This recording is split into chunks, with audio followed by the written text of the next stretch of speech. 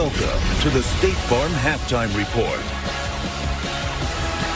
If you like field goals and defense, this is your kind of game in Atlanta. No doubt, because the Clemson defensive line came to play, and Carson Beck, Kev, doesn't look like the same guy just yet early in this game. It doesn't have Brock Bowers or Lad McConkey. I mean, Beck, the numbers right now, all right, 15 of 19, 126 yards, but we haven't seen the big play from Georgia so far. He is Booger McFarland. I am Kevin Nagani, and it's a close game, 6-0. Georgia with the lead over Clemson here. Specifically now, you've talked a little bit about Georgia's struggles with the running game. Yeah. Kirby Smart agreed when he talked to Molly. He said, we're struggling running the football. Why is that on the other side? What is Clemson doing so well? Well, Clemson's defensive front is really good, and they're controlling the line of scrimmage. They knew coming in, Georgia wanted to be physical. Let's take care of the physicality, take care of the run game. They've done that so far, and they're going to force Carson Beck to beat him, and he's been just a little off. Couple of passes high, couple low, one behind the receiver. They have to continue doing it. As long as they stop the Georgia's run game, they'll be in this ball game. All right, so Clemson's defense is keeping them in this game. Absolutely. 2 first downs on offense for the Tigers. What has to change? They got to get some chunk plays. Kirby's defense is very good. He knows that. So how do you combat that? You got to throw the football over their head. You're not going to be able to move the ball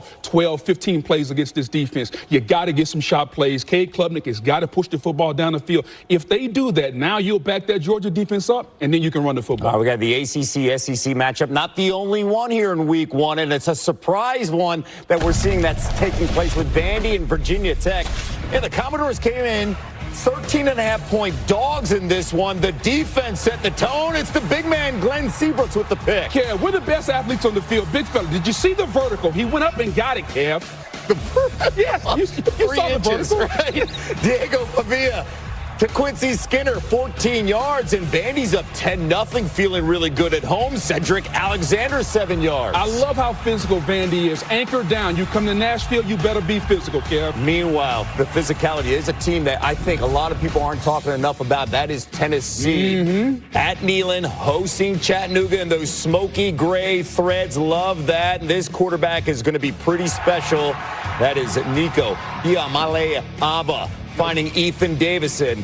Iamale Aba to Dante Thornton Jr. That's a really good throw. They are thinking Heisman Trophy candidate with this guy. By the way, nice pronunciation of the name there. And week 1, we're already mid-season form here. And when we see Tennessee down the road, September 21st, they're going to be in Norman against Oklahoma, a new SEC member. They took on Temple last night. It really was the Jackson Arnold show. He had 4 touchdowns in the first half, 3 to Deion Burks. Yeah, but more impressively with the Oklahoma defense. We know Brent Venables, the head coach, wants to be a defensive football team. Jackson Arnold was outstanding, but that defense was impressive in Norman. Clemson fans, though, they had 6 turnovers, that Oklahoma defense. Meanwhile, Bevo and Texas getting ready for Colorado State. Texas, one of those teams that everybody's talking about with the playoff. Welcome to the SEC. It's going to be hot in Austin, over 91 degrees. That game over on ESPN.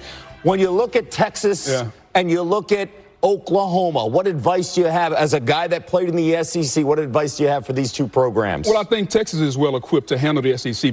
Think about last year. They went to Alabama. They beat Alabama in Tuscaloosa because of the physicality. They understand how to play SEC football. Oklahoma is going to have to adjust to that. But there's a reason that Texas has been picked by a lot of people to get to the SEC championship game, how they're built. And they got a quarterback. Matter of fact, they got 2 quarterbacks. 2 quarterbacks. Quinn Ewers and Arch Manning. They understand. Steve Sarkisian used to coach at Alabama. They understand what it's like in this conference. They'll be ready. Oklahoma, Jackson Arnold still has a lot to prove. By the way, when you look at Texas, a handful of guys as weapons that are from the transfer portal.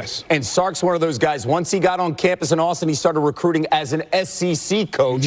And that is all about depth and size. You see that on the lines that they have right now. You see it. They're physical. They're going to get tested early, but I think they're ready to handle it. Okay. SEC, ACC, not the only one. We got a really good one coming here on ABC in the Swamp. Big game for multiple reasons. Miami, number 19 in the country. And on the other side, you got the Gators. 34 straight. That is 34 straight home opening wins dating back to 1989, the longest on-field streak in the SEC. And When you look on the other side, Miami, they have a 43% chance to win, their lowest chance against any opponent this season. They got Cam Ward under center. These two coaches, Mario Cristobal, Billy Napier, they're familiar with each other on the staff under Nick Saban at Alabama a decade ago. What's at stake for these two coaches entering today's game? Well, both of them have immense pressure on them. I'll start with Billy Napier. He got a lot of criticisms for calling the plays on offense with Graham Mertz at quarterback. He goes out, gets the 5-star DJ Lagway. The offense should be better. But quiet as it's kept, the issue for Florida was their defense. They were 75th in the country in scoring defense, giving up 28 points a game. On the other side, Miami, you bring in Cam Ward. They have a lot of talent. Now, do you have the trigger man with all this talent? They say they got one of the best rosters money can buy. Now, can Cam Ward bring that roster to life? Big game for both of those guys. Boog loves to say, if not now, when? And that is the storyline for Miami when you look at the roster. Cam Ward's one of those playmakers at quarterback. Look at the Gators' schedule. Listen, if they don't get off to a good start, those final 5 games, I'm not including Kentucky, I'm not including at Tennessee, they are brutal. We've talked a lot about this schedule, but understand this. They've been in the SEC. They've played tough schedules before. You can only play one at a time. Let's see how Billy Napier and his staff handle this schedule. That is the toughest schedule in the entire FBS. It's close. Those final 5 games, the toughest you will see anywhere. Right now, Georgia, Clemson in a tough battle in Atlanta. It's the Dogs up by 6 on a pair of field goals. Much more after this. Too many kickers. Wake up, shot calling. Paid what I bought it. New crib psychotic. I'm so iconic.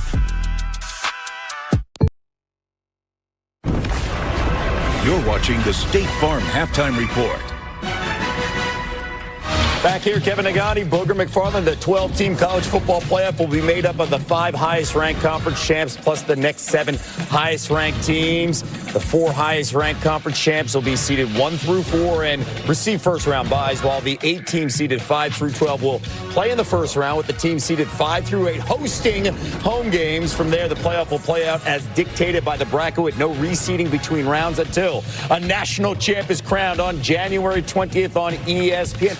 I love the expansion. I love the idea of programs hosting playoff games. Yeah. How do we feel? You were against it a few months ago. How do we feel about 12 teams getting in? Well, a few months later, and I still haven't changed, Kev, because I think it should be hard. And I get it. After last year's catastrophe when Florida State was unfairly left out, now we go to the 12-team playoff. And I understand the inclusion of getting more fan bases involved later in the season. But it should be hard. It should be tough to get into this playoff. I don't like the fact that we have more teams in. I don't like the fact that Florida State can lose week 1 in Dublin. Everybody says, no big deal. They still have the rest of their season in front of them. There was a point in college football where every Saturday mattered. We've gotten away from that. And I'm just not okay with that. I feel you in August saying that. Yes.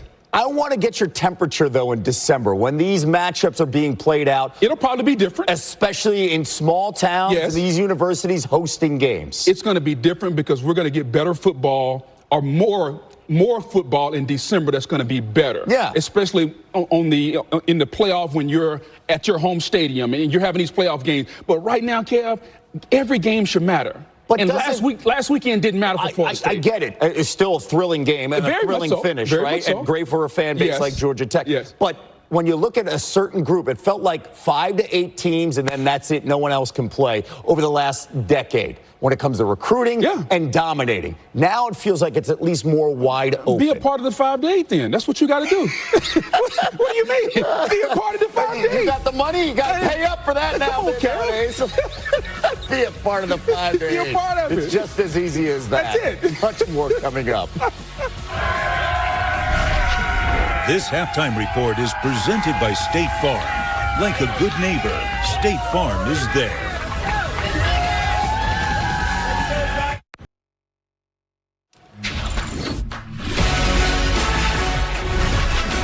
This halftime report is presented by State Farm. Like a good neighbor, State Farm is there. Boog, the second half will come down to what? Georgia's ability to control the line of scrimmage. If they can run the football, Clemson doesn't stand a chance in the second half. Dogs get the ball. Second half with Sean, Greg, and Molly coming up. Yeah, that's how I get by.